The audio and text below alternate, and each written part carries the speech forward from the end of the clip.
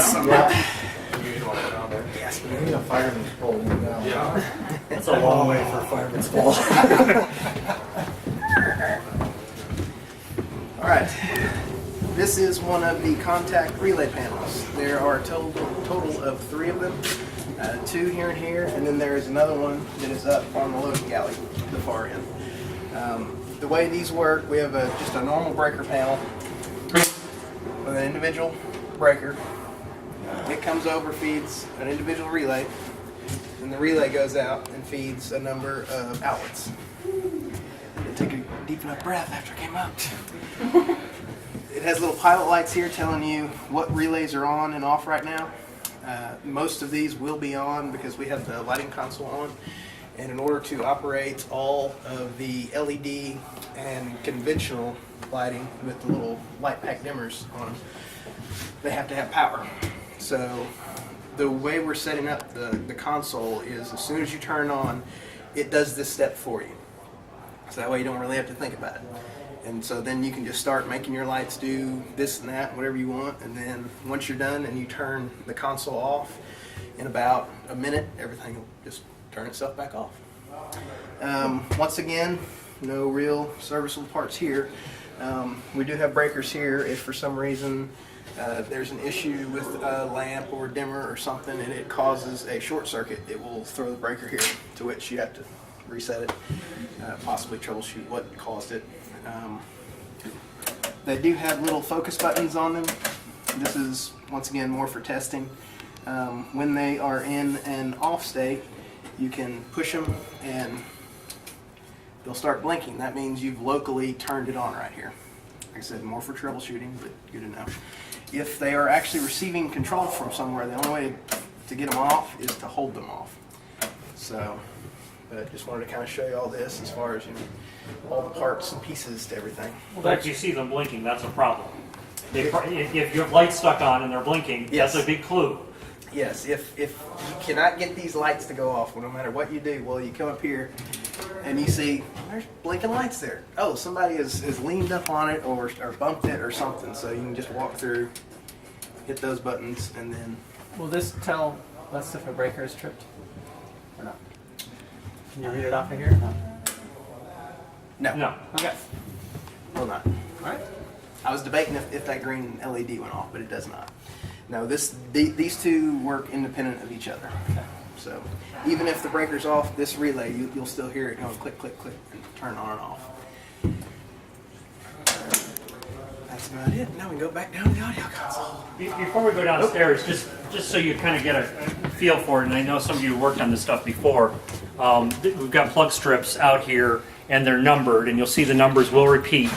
And because these are not actually dimmers, you turn the relay on to supply power to the LED-based light or to the little backpack dimmer, which then is plugged into a quartz light is plugged into that. And everything is connected up with DMX. So you guys are going to become intimately familiar with DMX signal because this is what you have to do to move around signal to the quartz lights and to the LED lights. Secoa is going to talk more about this when they're here. I believe it's next week. Is it next week? No, or is it later this week? I can't. They're coming to do some more training on the portable lighting system, and they're going to do the rigging and also the portable lighting system. Friday. That's this Friday. Okay.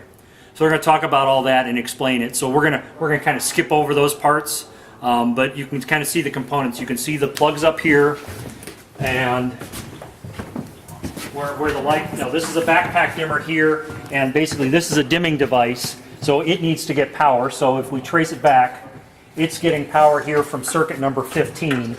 In reality, we can turn on all these circuits for the most part because you just want to turn the system on. So it's getting power from number 15. You don't really need to know that. And then the light is plugged into, if I trace we got this a little wrapped around, and it plugs into this guy. And then I've got DMX signal coming out of a node. He talked about a node down in that signal processing rack. This is a portable node that gets Ethernet data from up here. There's a label that will go on here as soon as they put some length information on it. So that's getting data here from that patch panel. Data comes into here, and then DMX signal is coming out. There's 2 outputs, and that's just to make life easier. Some of it's going down to one half of the plug strip. The other half is going to the other half of the plug strip. And So that's what this piece of equipment is doing. It's spitting out data to dimmers, and then down a little further, and we'll look at one down on the electric, are the LED lights. So everything gets data, and everything needs regular power. Nothing up here gets dimmed power. Just for your information, there's some lights in this cloud that point down onto the front of the apron, which are essentially a continuation of the orchestra shell lighting. The orchestra shell lighting will come in as soon as Sequoia finishes fabricating. They'll be in and hang all that stuff and build the towers for you and get all that set up. But that continues up into the lights that are in that apron, and those are on dimmers, because we might as well just put them on dimmers. It's just simpler, less wiring and things for you to deal with. They're just always on dimmers. And you'll see that operating here in a minute. So this is just a basic orientation to help you understand what we're going to be doing as we move on. So that's all I had to say. You might want to look at the nodes or backpacks sitting on there as far as put your hands on them. And what he had mentioned with the DMX, every single, whether it be at the dimmer or LED, has a unique address. And that's part of the DMX. And in order to talk from the console through the Ethernet into the rack to the node to this, there's several settings at each location as far as, yes, because we're actually dealing with DMX can only be 512 channels, and on this particular installation there's 4 universes of it. So there's, what is that? 2,048 48 addresses. Potentially in this system. So that's a lot of numbers to keep straight. And it took us a little bit too. So, but that's about the gist of that. So if we go back down to the audio location.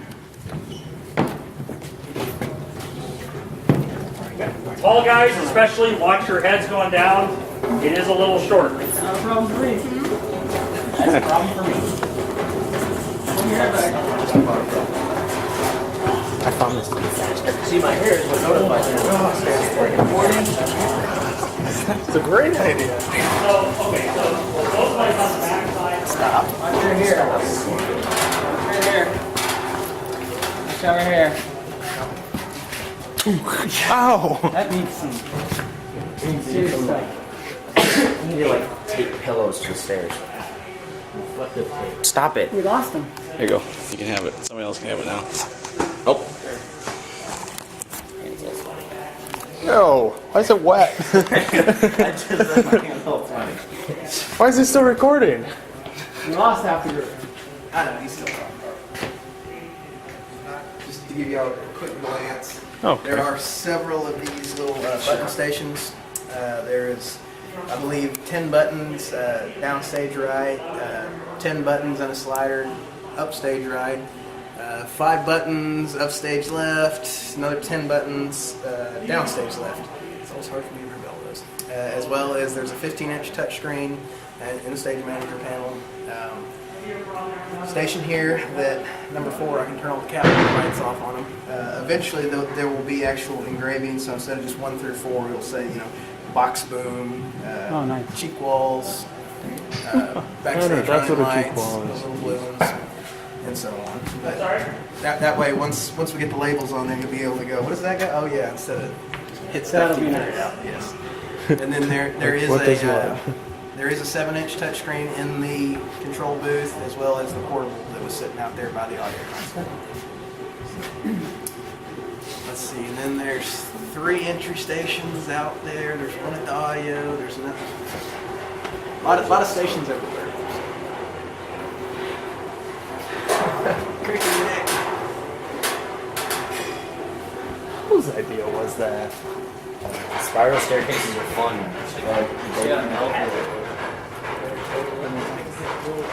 An elevator would have been smarter.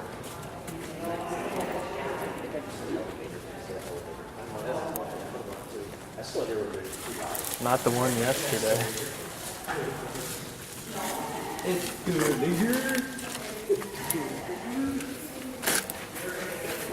I'll get real friendly with you, I guess. I know, right?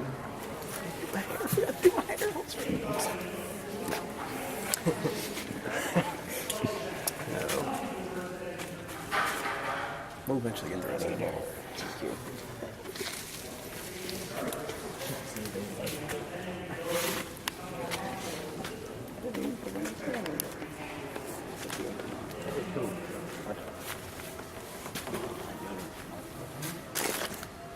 It took 2 entire work days to program all the addresses. Whoa. Like I said, I was here till about 1 a.m. adjusting addresses and some of the cabling on that second catwalk and the box. Yeah, because none of it worked. Well, it worked. It just didn't work like it was supposed to. I just had to press the wrong button first and then get it to work. Going across the stage. That's how I learned to use the old whiteboard. Like, oh, that's not how that works. It was fun. Drive around. All right, we're gonna.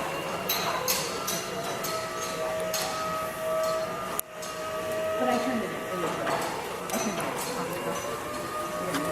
All right, we're gonna go over your portable touchscreen right now. You have this portable touchscreen, which can be in 3 different locations. It can be situated here at the audio desk for if you've got a small presentation where you need to do a little bit of lights up and down for video or whatever, and you need the audio, but you don't have 2 people, so you can set this here and kind of wing it. There is an identical size screen in the wall up in the control booth, which mimics this one identically.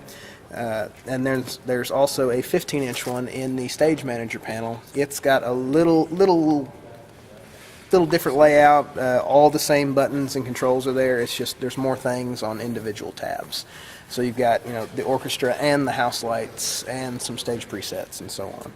But here we've got the lovely Western Dubuque Bobcat logo. This is our home screen. And from there we've got our house lights. And then here we've got house full, house half, program 1, rehearsal, and house off.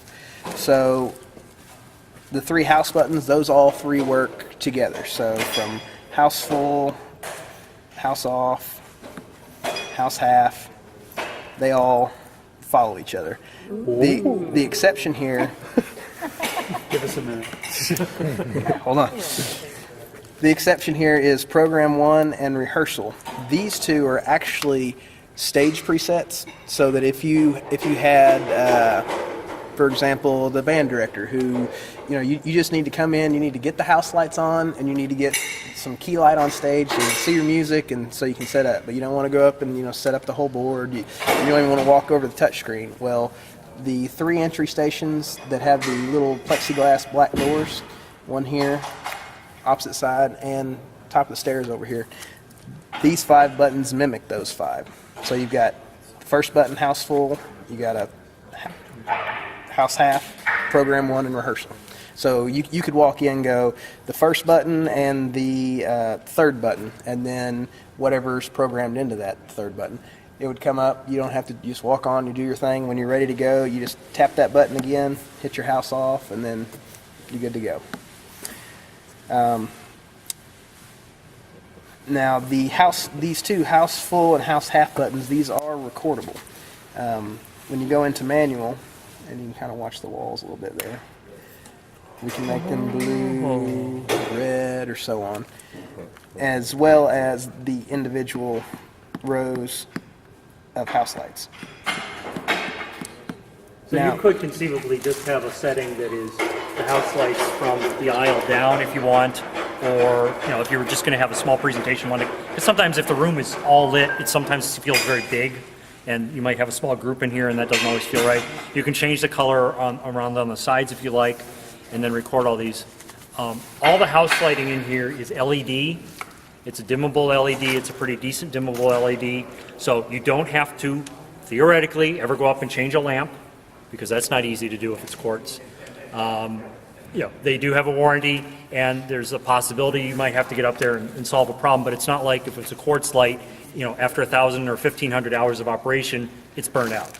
These are supposed to last for 50,000 hours of operation, which if you do the math, that's a long time. And then usually they don't burn out. What they do is they start to depreciate in output. So, 50,000 hours is sort of is a rating within the lighting industry. It probably doesn't mean a whole lot to you here, because in 10 years you wouldn't notice if it had lost 5 foot candles in here. Probably. It's one of those things that just sort of disappears and nobody notices. So these are all LED. I'm not going to tell you you're never going to have to get up there, but you shouldn't have to get up there except if something weird happens. So that's the story on those. It's a dimmable LED. And then these wall wash lights, it's also LEDs. They've all been focused. They run back to power supplies that are back on the catwalks. So the catwalks, theoretically, if you had to replace a power supply, that's fairly easy to get to. If you have to get out to the light, that's a bigger problem. Charlie can tell you all about how much fun that is. But it's sort of the nature of the architectural design of the room in order to get up to these things the way that it was. So that's what's going on there. You do have, these are LED based, these step lights, and in the arms of the chairs, those are all step lights. And even in the vestibules, those are LEDs as well. So really, all the lighting in here, with the exception of work lighting, is LED based. So you should get low energy usage and long life. And I think the color rendering is pretty good. If I don't point it out to you, I don't think anybody knows this isn't a quartz lighting system. I mean, it feels like your average, I don't know, you see a lot of theaters. It's a little, it's not quite as orange as some of the incandescent, but without looking, it's not really noticeable. Yeah. It's not. It's a very, very nice It's color a pretty temperature. decent compromise picture. It works pretty well. And it does dim very nicely. Now, I'd mentioned recording on these house presets. Well, you can do that, but you have to have the magic password. I was going to talk to the staff to see what's your preferred right now. Right now, everything's just 9876, just because we just threw it in there. But we can change that to kind of whichever. Okay. After you put it in, once you do that, our little button here, instead of saying activate record, it says record is active. And if you do notice, the top two buttons here of house full, they also have recordable underneath them. So now with whichever look, let's see, let's get rid of the front. I'll leave that one. We'll just leave this one row on. Why not? Then you press and hold the button. Yep, there it goes. It flashes, says, okay, I've been recorded. So now if I turn everything off, and then if I come back, there's our one row and our very blue. Now, one thing you have to remember is if you are going to record something, you have to remember to turn the record off. So that way the next person can't just walk up here and, for example, if for some reason everything was off, they hold the button waiting for it to come on. Well, they just recorded 0. So that's a very good thing to remember, is to turn your record back off. Turn these back up here. And record that up there. So how do you shut it off? You just, is there like a record off? I can't see anything. It's the same as the activate button. Yeah. Okay. And then you have to put in the same password again. Okay. So, and that's everything on that. Our next one right here is our stage presets.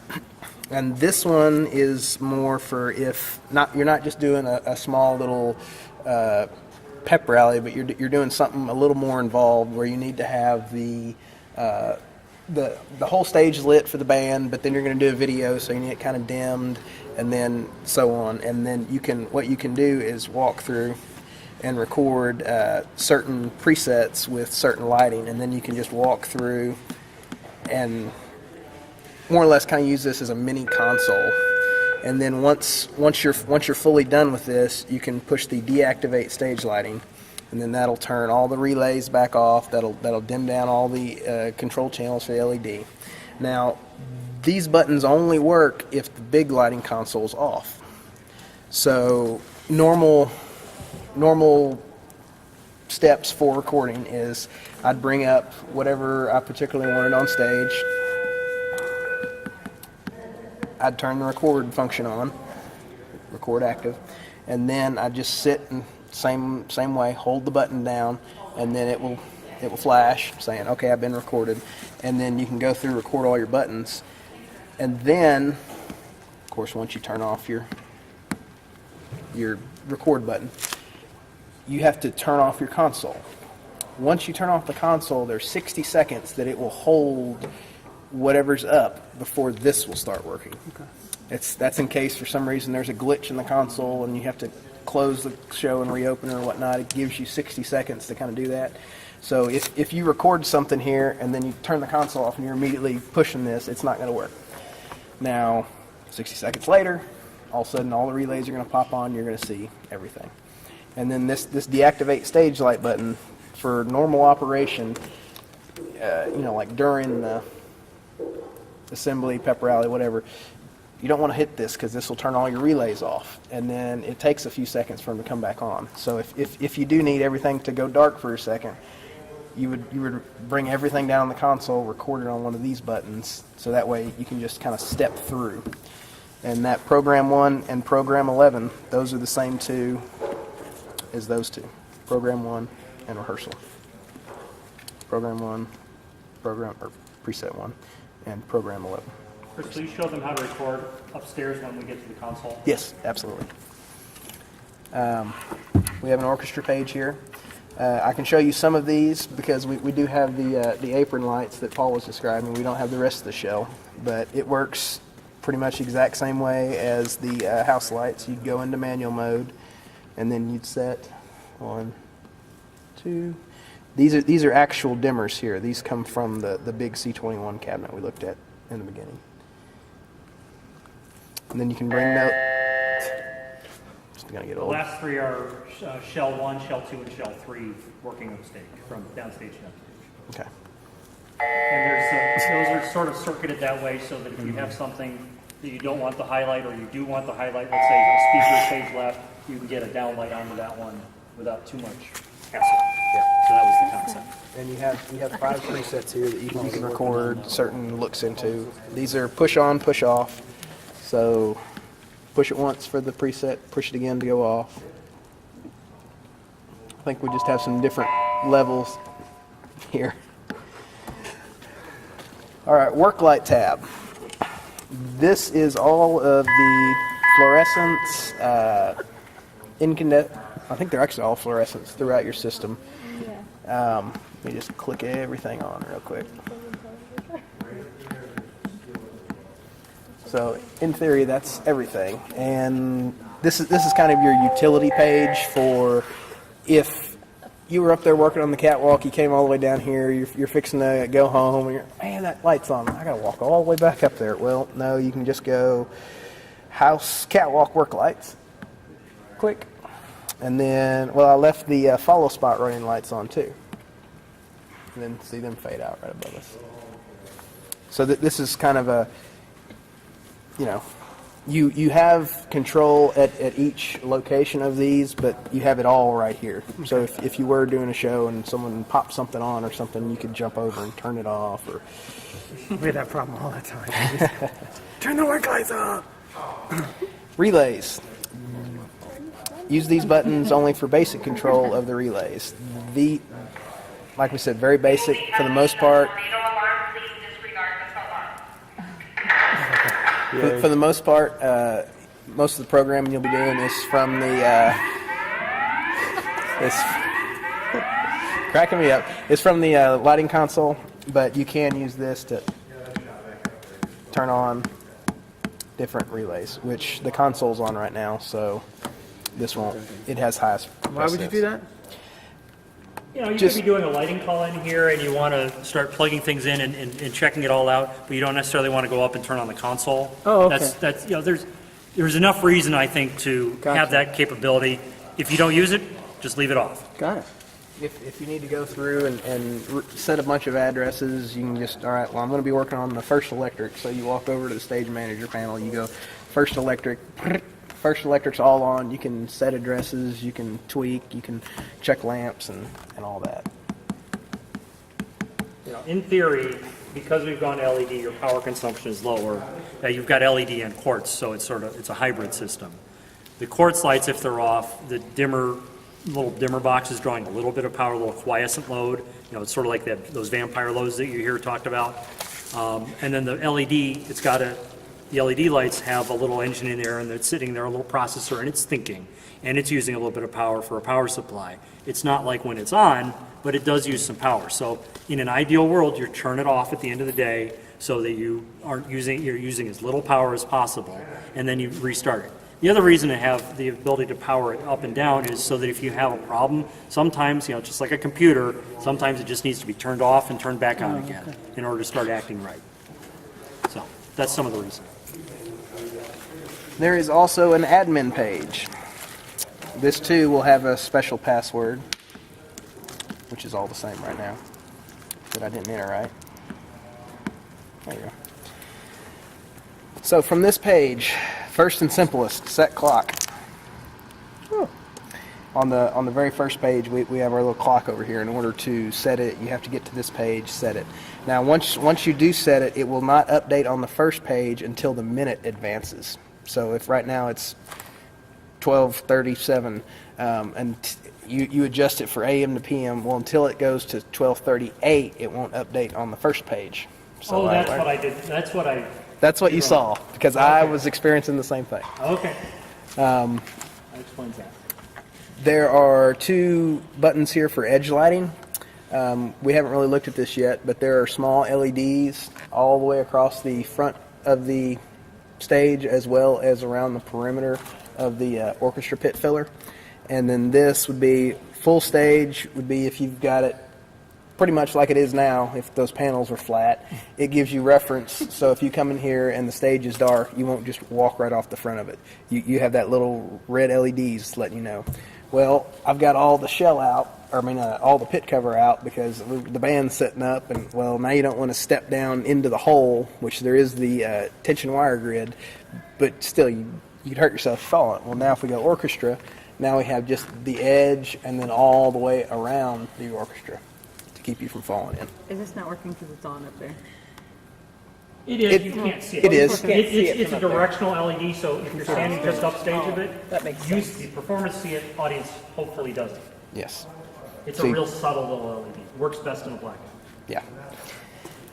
We do have two special zones. These will only be used for going away for summer, or if spring break, something, and you need to basically make the whole facility dark. Because right now it is very difficult for you to turn off the step lights on the chairs, as well as the ones in the walls, and the vestibule lighting for this house vestibule, stage vestibule, the back two vestibules, and this one.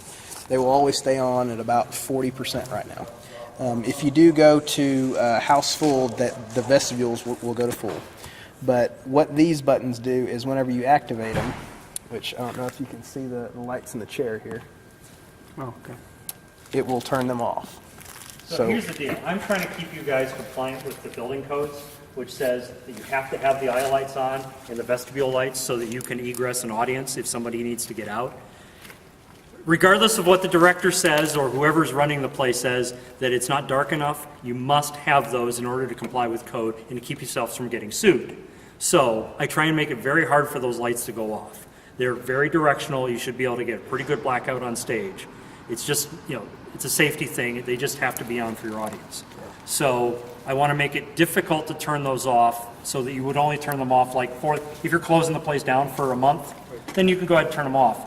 But they're going to want to come back on as soon as you push other buttons. There's really no other good way of doing it to make sure that you stay in compliance the rest of the time. So I'm trying to idiot-proof it, if you will. And ideally, the admin page would have a different lockout code than the record, because I would think you would want more people to be able to kind of record some presets, then specifically turn off these special zones. Yep. And whenever you do walk in and to either a touch screen, one of these entry stations, and you press either house full, house half, or even turn the house off, these two buttons here and the settings itself, I'm going to go house full if we watch the walls here, the chairs, it will automatically pop back on. So you don't have to remember, oh yeah, I need to go turn those back on. It's automatic. Keeps you in compliance. I'm sorry, code geek. Yep. These all three are resistive touchscreen and not capacitive, like your phones. So you can use anything to control them,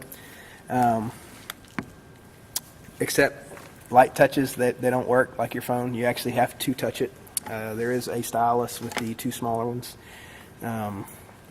We do have a station lockout. This is more for if you're doing a performance and you don't want anybody coming up and turning all your house lights on full. When you turn this on, changes to lock to let you know it's locked, then none of those buttons on that station will work, and then you can have your performance. This locks out the 3 entry stations, and the 3 entry stations are behind a latch door. It's not a locking door.